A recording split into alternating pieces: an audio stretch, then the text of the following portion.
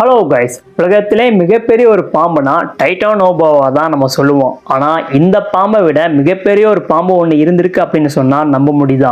Vasuki indicus அப்படின்னு டைட்டானோபோவை விட மிகப்பெரிய ஒரு பாம்பு ஒன்று உண்மையாலுமே இருந்திருக்கு. குஜராத்தில் கட்ச் அப்படிங்கிற இடத்துல நிலக்கரி சுரங்கம் இருக்கு. அங்கே தான் இந்த பாம்போட எலும்புகள்லாம் கண்டுபிடிச்சிருக்காங்க. 2005ல் சுரங்கத்தில் வேலை நடந்துட்டு இருக்கும் போது கல் மாதிரி ஏதோ ஒன்று பார்த்துருக்காங்க. அந்த கல்லை எடுத்ததுக்கு அப்புறம் தான் தெரிஞ்சது அது கல் இல்லை, எலும்புன்னு. இதே மாதிரி 27 எலும்புகளை கண்டுபிடிச்சிருக்காங்க.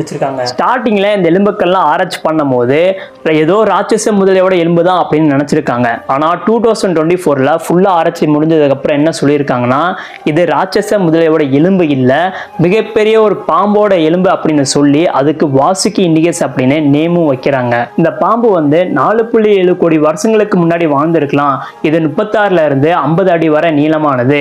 இதோட எடை 1000 கிலோ அப்படின்னு சொல்லப்படுது. இந்த பாம்பு பேரு வாசுகியா. அப்ப இந்த பாம்பு தான் சிவபெருமான் கழுத்துல இருக்கிற பாம்பா அப்படின்னு ஒரு கேள்வி வரும். ஆனா சிவபெருமான் கழுத்துல இருக்கிற பாம்புக்கும் இந்த வாசுகி இண்டிகஸ் பாம்புக்கும் நேம தவிர எந்த ஒரு சம்பந்தமே இல்லை.